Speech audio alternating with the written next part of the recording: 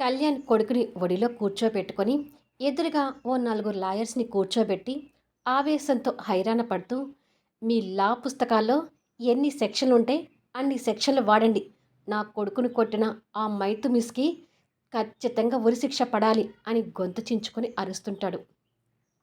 Yes, తనకి ఉరిశిక్ష పడాలి, అది కూడా త్వరగా పడాలి అంటూ జూనియర్ మెంటలోడు కూడా తండ్రికి వంత పలుకుతుంటాడు.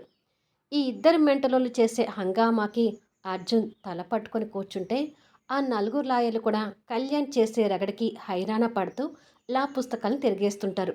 వాడి పక్కనే ఉన్న రాములమ్మ కూడా పవిట కొంగుతో కళ్ళద్దుకుంటూ అదే కన్నతల్లి అయితే ఇంకా ఎంత బాధపడేదో కదా అని అనుకుంటుంది.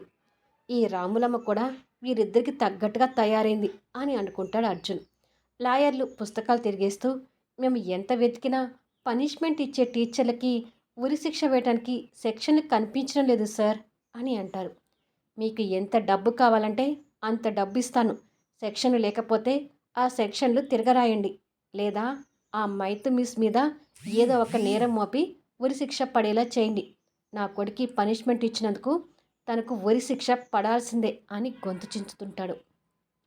డబ్బు అనగానే ఈ లాయర్లు ఆశతో ఇంకా హైరాణ పడుతూ పుస్తకాల్లోని పేపర్లు తిప్పుతుంటారు. తండ్రి కొడుకులిద్దరూ తెగ గొంతు చించుకుంటున్నారు కదా, దప్పిక అవుతుందేమో, కాస్త నీ ఏడుపు ఆపి వాళ్ళకి మంచినీళ్ళు తెచ్చివ్వు రాములమ్మ అంటాడు అర్జున్. అలాగే అర్జున్ బాబు అంటూ రాములమ్మ కళ్ళు అద్దుకుంటూనే లోపలికి వెళ్ళి వాటర్ బాటిల్ తెచ్చి కళ్యాణ్కి ఇస్తుంది. కళ్యాణ్ బాటిల్ అందుకొని గటగట వాటర్ తాగేసి నువ్వు కూడా తాగు నాన్న అంటూ కొడుకు కూడా వాటర్ తాగించి మళ్ళీ గొంతు చించుకోవటం మొదలు పెడుతూ ఆ మైతో మిస్కి ఉరిశిక్షతో పాటు ఆ స్కూల్ భూస్థాపితం అయిపోవాలి. ఆ ప్రిన్సిపల్ రోడ్డు మీద అడుక్కు తింటూ బతకాలి. ఆ మాధవి టీచర్ పిచ్చి పట్టి తిరగాలి.